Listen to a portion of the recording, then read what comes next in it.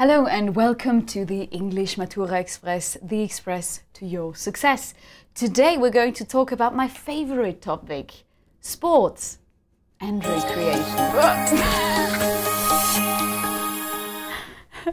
Hi and welcome back. Today we're going to talk about my favorite topic, which is sports and recreation. So now let's start with our stream. So first of all, you'll get an overview of the topic. So first of all, the overview. The first thing in our overview is an overview of the topic. So that's confusing, I'm sorry for that. So first of all, you get the overview of the topics which you can find in your book, yeah? Then I will talk about the benefits of doing sports regularly, yeah? Then about active and spectator sports, then about the Olympic Games, the dangers of doping, and then you will find a demonstration exam at the end of our stream. Good. So now let's start with a quick overview of the topics. So in your book, Berufsreifeprüfung, Trauner Verlag, English, these are the following points you will find. So first of all, sports around the world. That's quite interesting. So you'll see in Brazil and whatever, where they play sports. So you have some national sports, yeah, like I mentioned, Brazil, what they do in Brazil. Then we have like something about football, building a future. And then the Olympic Games, doping, different types of doping, the dangers of doping, side effects of doping, sorry, too many details, and extreme sports. Then the next topic is recreational activities and recreational activities in Austria and sports in Austria. Good. So now let's start with our first topic. Of course, we won't talk about all the topics. You have a book, but we will explain some of them, or I will. Okay. So the benefits of doing sports regularly. First of all, it reduces stress and pressure. Then it helps you to stay healthy, not only physical healthy, but also mentally healthy. Yeah, so it's good for your mental health. It's good if you have anxiety, depression. Yeah, it helps. It also helps you to maintain a healthy weight in most cases. So it depends on the sport. If you do like sumo ringen, then probably not. Helps you to stay focused. And it also helps you to be more confident. Yeah, it can boost your self-esteem because you feel comfortable in your body, or you achieved a goal, and then yeah, you feel self-confident. So it can boost your self-esteem. Goal setting, yeah. In sports, most of the time you set yourself a goal, an aim you want to achieve, and that can also help you in your everyday life, for example, at school.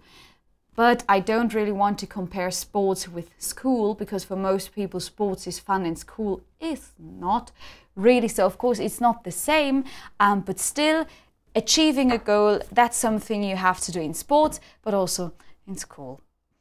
So like the A-levels as a goal. And it can teach you teamwork and problem-solving skills. That's also very great, I think. And it also helps with your communication skills, I'd say, because you have to talk to people, and it also helps you to deal with failure and with winning, yeah? Because if you fail, you still have to go on, and yeah, that's the same in life, I'd say. But I don't know, I don't do sports. I'm just kidding. No, I don't. But yeah, anyways. Now let's move on to our next chapter, which is active and spectator sports. So what's the difference? So active sports are sports that you actually actively do, yeah? So you take part in it, like, here we go. Yeah, here. So the kid who is playing football over there, yeah, that's an active sport. He's doing that, yeah, he's playing football. And this one is a spectator sport. So spectator sport, you watch sport, yeah? You don't actively do it, you just watch it. And of course, there are types of sports, I mean, most types of sports you can either do them, participate, so take part in it, so do it actively, or you can watch them at home. For example, like this football, yeah? I have a question for you. So maybe please, if you have an answer, write it in the comments. Or maybe I can ask Chris, what are some popular spectator sports in Austria? Chris. In Austria, spectator? Yeah. Football, of course. Oh, he mentioned football. That's No, always a good but answer. I think it's not football in Austria. We should focus on skiing, of course. Yeah. Because we have mountains. That's right. Yeah. So for example, skiing, ski jumping, that's a very popular spectator sport in Austria. Yeah, and that could be an exam question. I mean, no, but maybe like a follow-up question when it's about active and spectator sports in Austria. So what is typical, or what do people like to watch, for example? That could be a question. Good. But now you know what's the difference? I hope so. Now let's have a look at our next topic, which is the Olympic Games. The Olympic Games, there is also a chapter in your book, and of course there is many information on the internet about the Olympic Games. I think you have all heard about the Olympic Games. If not, please do some research. What are the Olympic Games? The Olympic Games are a major international event happening in summer and in winter. So we have winter and summer sports. Thousands of athletes take part in it, and we have a variety of competitions. Yeah, we have many types of sports there, so it's a great event, a big event. Yeah, there are more than 200 nations participating. So many people. And it's also really interesting to have a look at the history of the Olympic Games, because originally it's from far, long ago in Greece, surprise, in Olympia. So that's really interesting, yeah?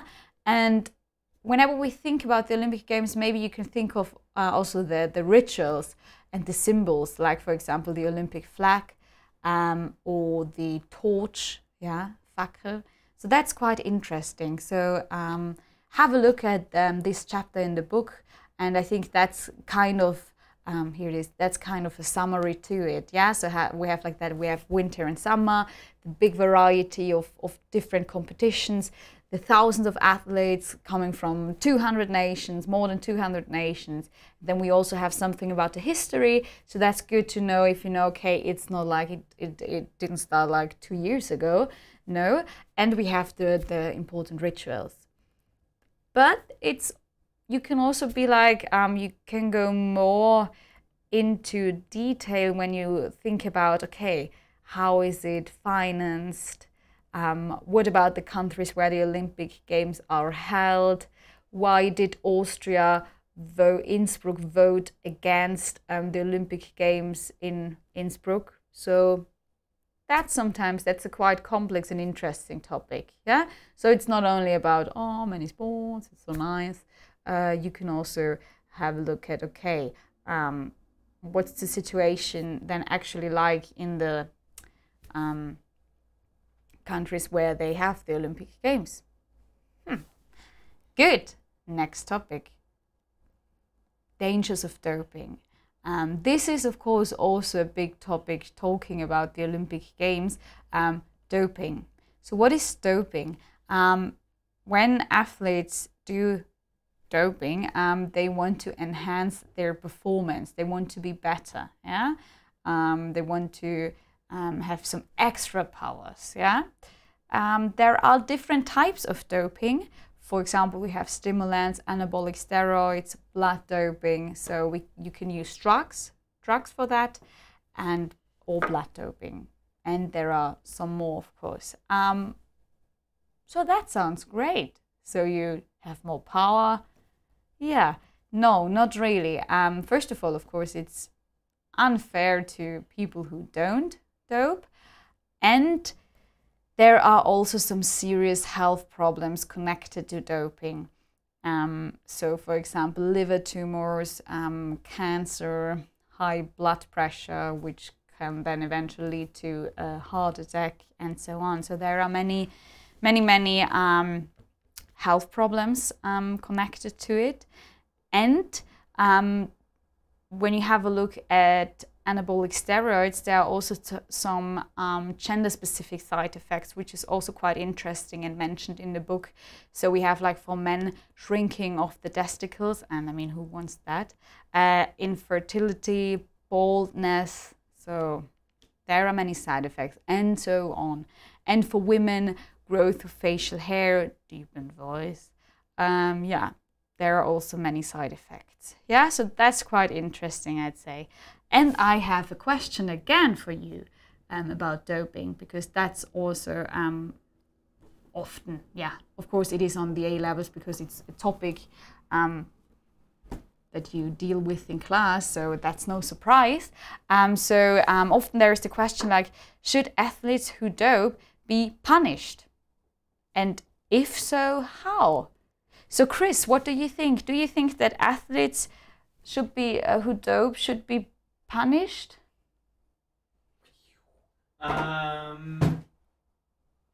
Yes, because if you compare it to the other athletes who doesn't use anything like that, it's quite unfair. So we have this aspect of that it's just unfair, yeah? So how do you think should dopers be punished? I think they kind of should be burned. I'm just kidding. Sorry, that was not funny. Like blocked for a season, yeah. not allowed. Disqualified, this yeah. Current season to compete anymore, but they should be allowed to compete the next season. Okay, so they have to make a pause, or they have to pay some money. Amends. Okay, yeah. So that's really interesting to talk about, I think. So. Oh, that was our last topic. Yeah, we had a mock exam, but I somehow it was about extreme sports. But have a look at our stream, because it was not long ago we talked about that. So we had a demonstration exam about sports and recreation, and it was about extreme sports. So have a look at that to get more information about this interesting topic. And yeah, that's it for today. If you have, do we have any questions? No. No. So we have no questions. So if you have any questions, please just write it in the comments and we will be happy to answer them. If not, go outside, do some sports. Yeah, and that's something very important before we end this up. It's to do sports, not to make sports. So in German we say Sport machen, but in English it's to do sports. Keep that in mind. That's very important. Yeah. And yeah, that was just my little tip at the end of this stream. Bye bye, do some sports and stay healthy.